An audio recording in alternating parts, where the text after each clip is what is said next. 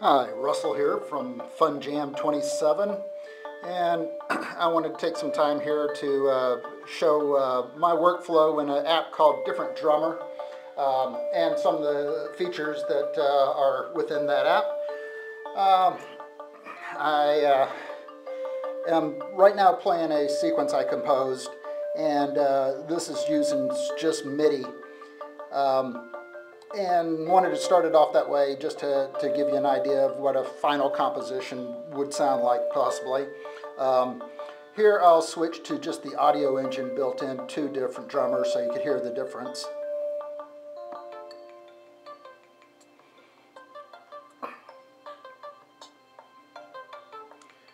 And you could also do both at the same time.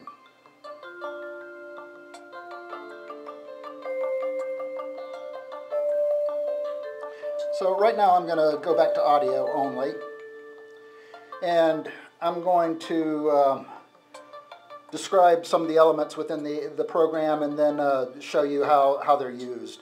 So first of all, you see the visualization portion right here, which is scrolling through. There's a couple different modes where you could visualize what you've composed here. This one right here that I'm switching to is probably the most CPU intensive. Well, I'll try to switch to. There we go. But it gives you the most information as well. You've got information such as the velocity of that track and where the rests are and the ties, a little bit more so than what you have otherwise. And so some of these other visualizations are a little easier on the CPU, as I mentioned, but offer a little less information. Also, you could pause the visualization altogether if you want to maximize your CPU usage, so minimize your CPU usage, that is. I'm having a little bit of problems with my my stylus, so bear with me. Anyway, there it is, frozen. Up here at the top, you've got your beats per minute and a metronome. Currently it's set at 80 beats per minute. I could change that with the plus and minus buttons. I could also do a tap tempo by tapping on the tap word right there. I could also go into the beats per minute right here and enter it in directly from the keyboard.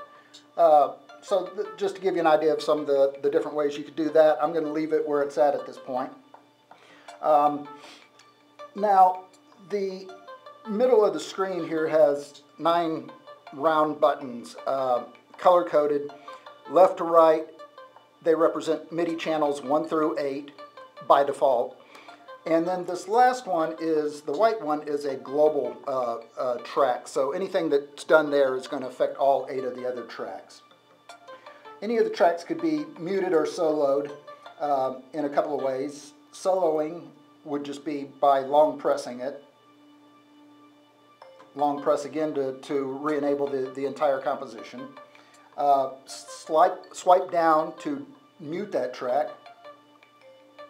And I could swipe down on the global to mute them all. And I see that I've got MIDI going on in the background. One moment while I disable that. Yeah, that was getting bothersome. Okay. You've also got little lock buttons above each track, meaning that you could lock those out. And that's useful in cases where you're doing progressions and automation. So, like in the case of progressions, a common use would be on a drum track where you don't necessarily want the pitch to be changing of that instrument. That's not always the case because quite often it's interesting to hear what the tuned percussion would sound like as well. So you could let it fly with the progression change as well. But like I said, in other cases you might want just a straight snare sound, for instance, and not want to deviate from that. So anyway, none of them are locked right now. To lock, you just the button will turn white when it is locked.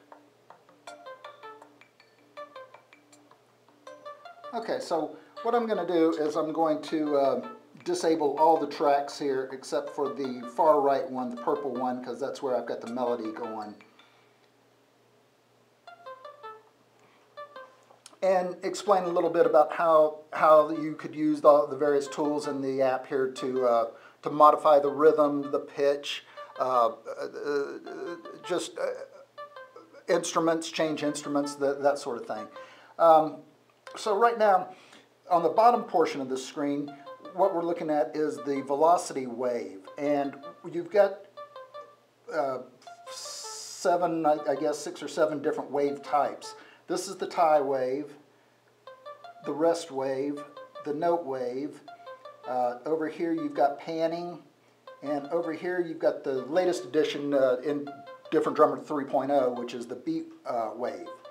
Now the beat wave right now only works in non-grid mode, which we're in grid mode, and you can tell by this icon being highlighted. If I were to deselect that, you'll hear that the rhythm changes, and what's happening, if I could explain this well enough, is that it's not being quantized to the beat as it is in grid mode. And with the case of, I'm going to go back into grid mode for now, but in the case of all these different waves, you've got the controls on the right side that will change the wave shape basically by frequency sliders, but also, well, here at the top right here, you've got the same set of wave selectors that you've got right here. So that's just another area where you could access that. But now you've got, right below that, you've got the wave type. And we were looking at a sine wave initially. Now I've gone over to a square wave, a sawtooth wave, a triangle wave, and a noise wave. And you could probably hear the difference in the rhythm as I'm going through each. Not the rhythm necessarily, in the notes that are selected, because right now I'm on the note wave type. So these different wave shapes are affecting that. One thing I did want to point out, in the square wave, you could actually go to the little icon below that, and it's at 0 right now, indicating that it's a perfectly square wave. But you could scroll up on that, and it becomes a pulse wave. You could also note that the wave is changing in this portion of the control screen here. So I'm going to just go back to that. Right below that you've got the beat length. Right now it's at 16th note, but I could do quarter triplets, eighth triplets, just to show you, and going back to 16th note. And the little grid that's highlighted there shows that it is quantized. So the two dials below that are your cycles per measure and your phase, and that affects the wave itself. So right now we're on 1 cycle per measure, and then these sliders below it are multiples of that carrier wave, with this 1.0F slider being the same frequency as the carrier wave. And as you can see, I'm raising the amplitude at that frequency. But I could also introduce multiples of that frequency to interact with that. So here, if I go 4 times the carrier wave, and obviously you can see the notes are changing. Again, I wanted to point out though that this is affecting the note wave type. If I go over to any of these other wave types, these controls have the same effect, but then they're affecting the either the rest, the ties, the volume, the panning, or the beat length of that particular track. Okay, so the phase is just going to alter the starting point of that wave. So you can see as I scroll through, it affects where the phase of that wave is in the scene here. Okay, one other thing I wanted to point out that's new in version 3.0 is an invert button. So now I'm on sine wave, but I could hit the invert and it's going to invert that wave 180 degrees out. And that is relevant for all the different wave shapes here. Now you could, by default, these sliders are at 0.5 the carrier frequency, 0.5 of the carrier frequency doubled, tripled, 4 times, 5 times, 6 times. You could actually go in and modify this to be any value you want. And you could also change it to where each slider is either a different wave shape than the rest, so it's all independent of each other. You could enter in exact amplitude of that slider, and you could also have it either add to the wave shape or subtract out from the wave shape. I won't bother with that right now. Well, just to show, you could get some very interesting values. I mean, from sub-frequencies to hundreds of cycles per second. So right now I have set it to 1/10,000th, which is a very long wave, and so you probably won't even hear it over the course of this pattern here. But just to show you that you could do that. Well, you should hear it because I'm seeing it affecting it. Anywhere where you see these dice, that means that will introduce a automation or morphing of whatever area of the screen you're in. In the case of the single die right here, since I'm on the note value, if I hit that, it will just give you a randomization of that one wave set. Now if I hit the double, it will randomize the whole thing, all wave sets, the rest wave, the tie, the volume, panning, and so on.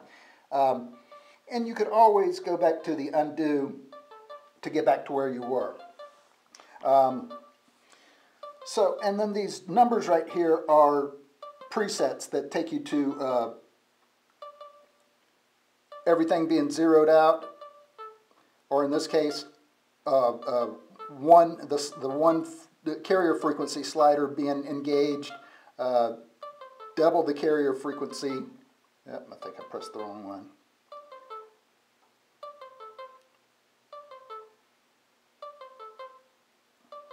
Yeah. It doesn't seem to be affecting the slider, but it does seem to be affecting the wave, so I'm not clear on what's going on with that.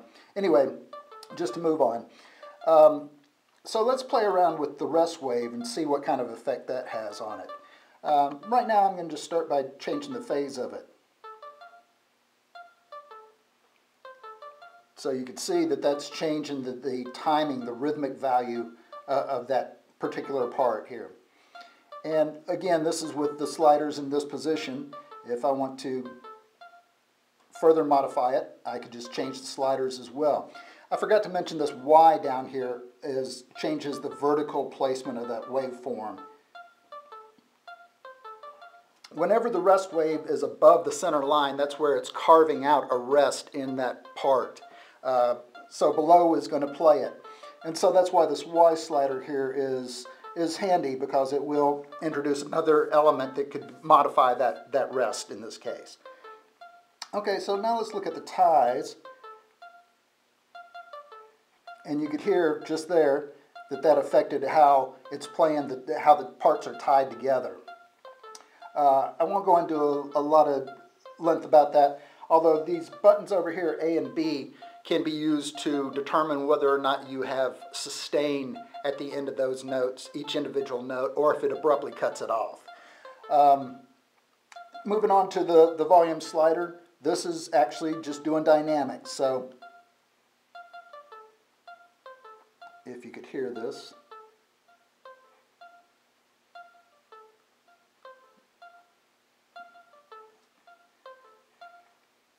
Of course, I often use a sawtooth and a lower frequency.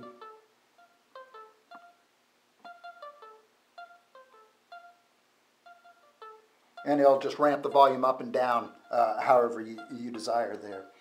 Now the cycle per minute is set at 2 right now, so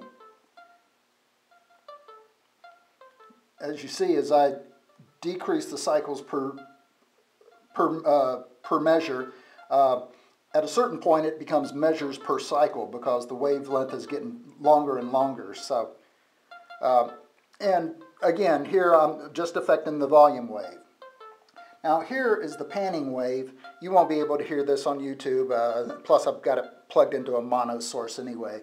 But this is really very interesting if you've got headphones on or listening through a monitor system, where you could just get some outrageous panning effects on a per track basis again. And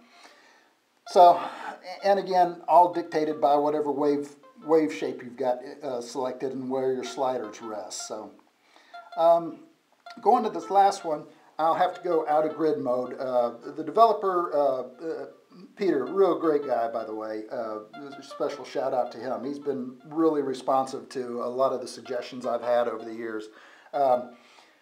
He said he's working on getting this beat wave to work in the grid mode, but it currently doesn't. So here you could, going out of the grid mode, you could see the different divisions of the beat right there and how they're going to be affected as I change the wave type and the wave shape.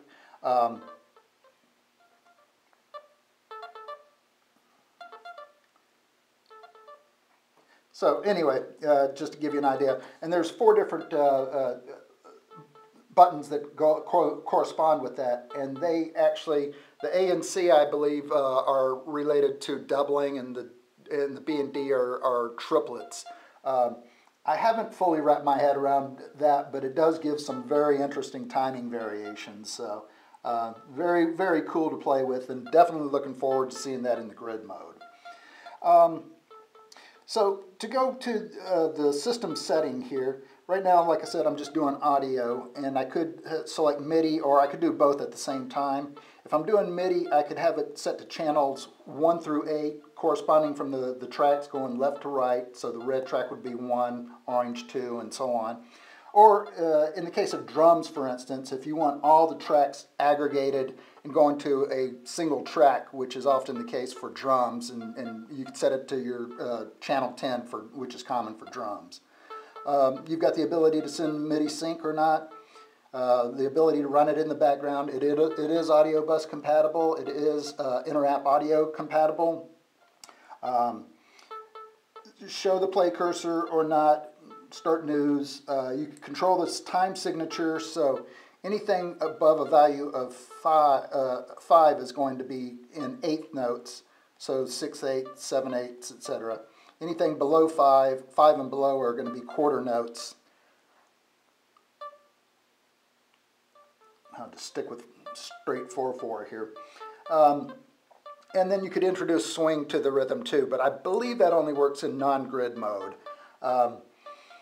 Auto-load downloads, this is related to the community, which I'll get into in a bit. Reset audio in the case the audio engine seems to be causing problems. And then you're tied to Dropbox. And Dropbox is mainly used for samples. So the app itself comes with built-in samples, but you can either paste from the general pasteboard or download from Dropbox. And I'll be going into that momentarily as well. So sticking with this one track again, I'll go ahead and throw it back into grid mode. Turn the volume up a little bit. I'm not sure if that's very audible over my voice here. So since we're talking about samples, this is using SynthStab, which was downloaded from Dropbox. The samples themselves are categorized on the left-hand side. So you get your bass drums, your snares, your toms, so on, all the way down to your question mark, which is your samples. And to add a sample, just press on the green plus, and then you could either paste a new sample from the general pasteboard or download it from Dropbox. And all that is having a samples folder in the different drummer folder within Dropbox, and then you just drop your samples into that, and it'll pick it up.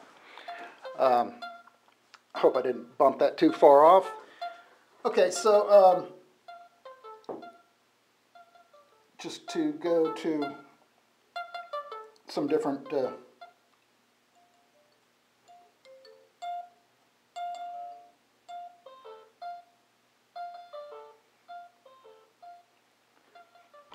Okay, and then I'm back to synth stab. Also down below, you've got the scales and modes assigned in this track, and each track could have independent scales tied to it, and key signature. I think the key signature is global overall, and the scales would be global if you've got the switch selected here. But also, like I was saying before, anywhere where you've got the dice, you can randomize it. So you could randomize your scales that are in use or your samples right here. I'm going to cancel out of the download for the samples and show you the progressions right here. And right now there's no progression set up, but I could just add in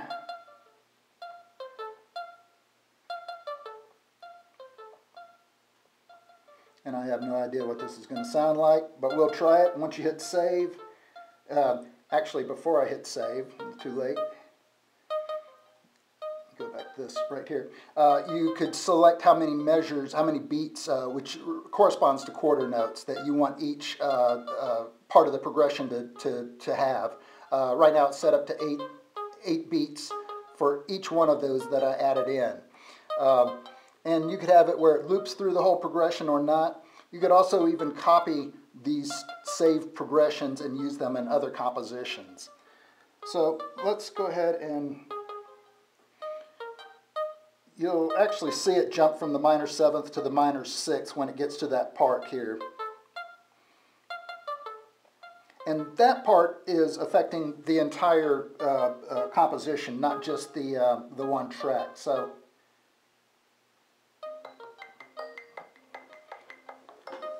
just to illustrate that, you can see it jumping from progression to progression. Or so I thought, because I don't remember choosing a monotone progression.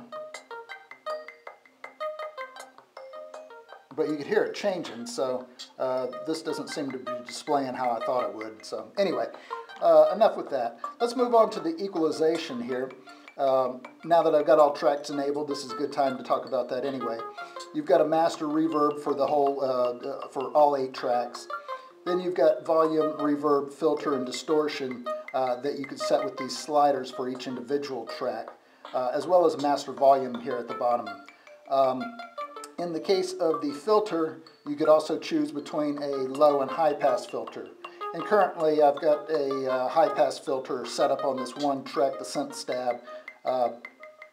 You could hear the difference in sound as I changed that, I imagine.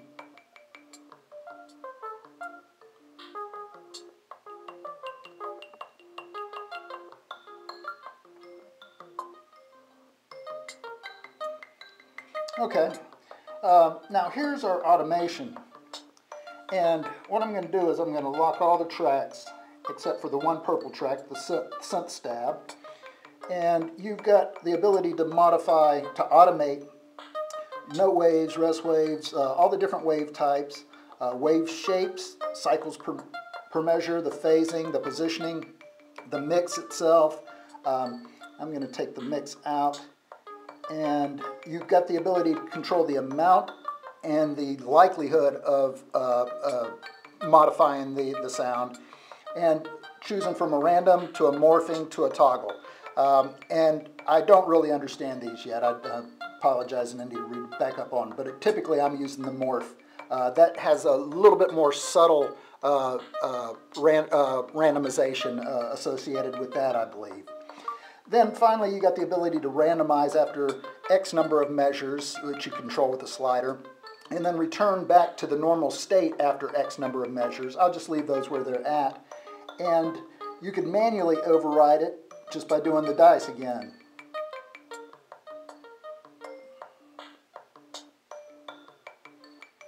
Right now, I'm going to put the automation on.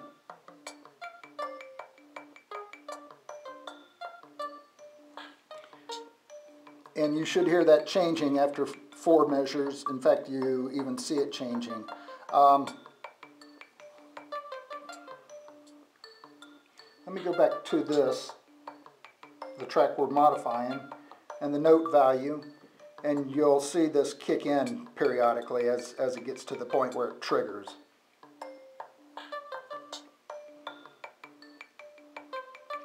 There you go. So let me take the automation off. You've got, I forgot to mention here, with talking about MIDI and audio, on a track-per-track basis, you've got the ability to select this button here and determine whether you're going to have audio output, MIDI output, or both, and whether or not you want to assign it a specific channel or to constrain it to a specific note, which is great for drum parts. That way it's not modified at all based on the wave sets and what they're doing to it. It's outputting that one note, although the rhythm is going to be triggered differently depending on how the wave sets are set up.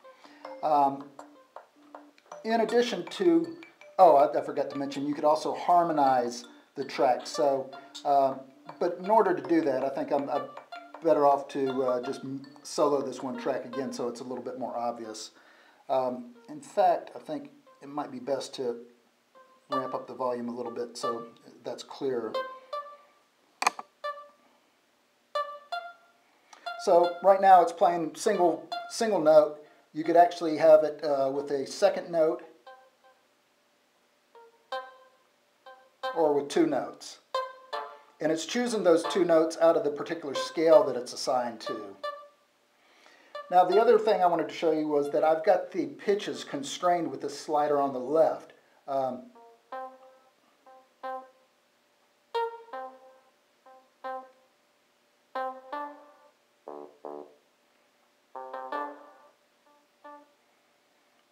And of course that even works with the harmonization added.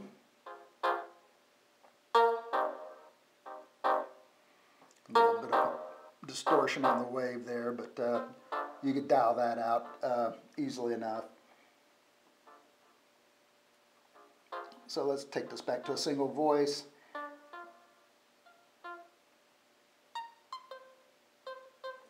Okay, I did want to talk about the ABA settings. That's basically a sequence function with the app. When you go here, you could save your compositions. Once they're saved, they'll appear here, and you could create full songs here. And with this right here, you could specify for each part how many measures you want that to run through before it switches to the next. And you could also loop that sequence as well. I'm not going to go into that very much more because I wiped out Different Drummer and did a fresh install, so I don't have any sequences set up at this point. But it works really well. You just have to be cognizant of where your phasing is, because if you jump from one section of the sequence to another and the phasing it differs significantly, it's going to glitch up and sound pretty miserable. But once you've got the feel for that, it works great. I didn't talk about the community yet, and that's right here. I'm signed in, and these are compositions that users have uploaded. You could download them. A little icon here shows you if there's some custom samples added into that sequence. You could show them based on song type or composition type, miscellaneous, jazz, etc. And upload them here. You could upload them privately or publicly. Privately, only ones that are going to see it are people that follow you in the community. Then you've got your news and your feedback. And again, this is where the dev looks at these comments and uses them and improve in Different Drummer. Now, the last thing that I want to talk about, well, grid mode. Here you could change the grid mode and the loop length.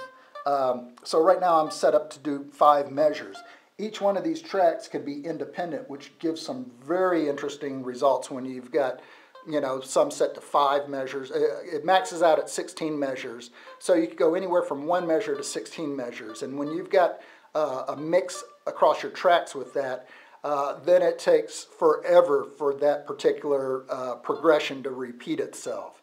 And keep in mind that the progressions themselves, when you're setting those up and they're set up to 8 beats, if your measures don't mesh up with that, you may or may not hear all of your progression. In some cases that works out great, and in some cases it gives you some odd results. But knowing that that's the case, it's easy enough to go in there and resolve that. Along with that, you could insert measures in each track, delete measures, reset and clear. The reset just resets everything back to the defaults within that track. The clear is where it will clear a measure. So in this case, I got 5 measures. I could go to measure 3, for instance, by toggling on this plus button here. You see I'm in measure 3 of 5 right now. And I could back out to measure 2 with the minus button. But I could clear that one measure, so it gives you the ability to start and stop the tracks just on a per measure basis by whether or not there's any content in it. Okay, now the other thing is the recording. You could start recording just by pressing the record button as it's playing, and then that will that's a manual record, and it'll just keep recording until you press the stop button. But I like the timed recording. This icon right here will toggle between a clock and a time signature. In the time signature, you could actually specify the number of measures you want it to record to, which is great if you're wanting to create loops, for instance. So pressing on this right here, I could now set it up to, it'll go into the numerical section right there, and I could tell it I want to record for 12 measures exactly. And let's go ahead and throw everything back on. And I think that may have taken off my timing.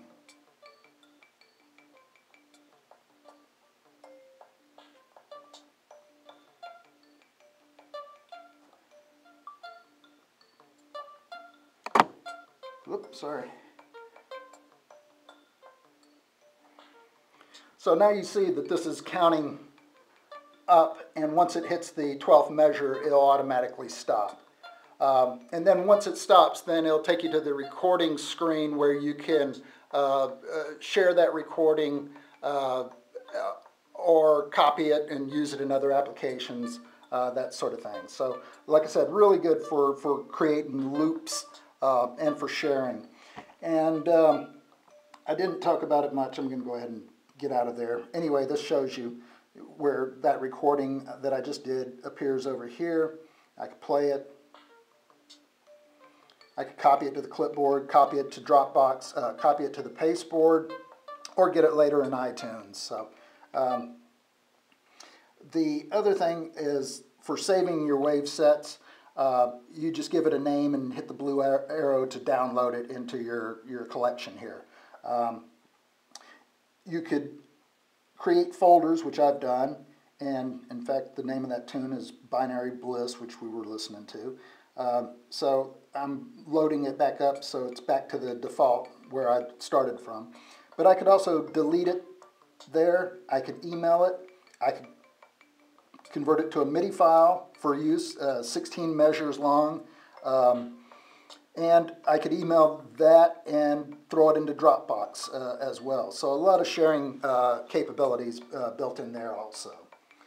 Anyway, I think that covers most everything. Oh yeah, whenever you're making changes, you could hit the camera icon there and it'll do a snapshot with the date time stamp for the file name. You'd want to rename that most cases. Or if you wanted to start off from a brand new composition, just click the button there, and that's going to abandon the current wave sets and give you a default wave set that you could start from. I'm going to re-enable the scroll here and take it back to this view. Anyway, I think that covers everything that I could think of, but I'm sure I missed a few things. Anyway, I hope you enjoyed it. Bye now.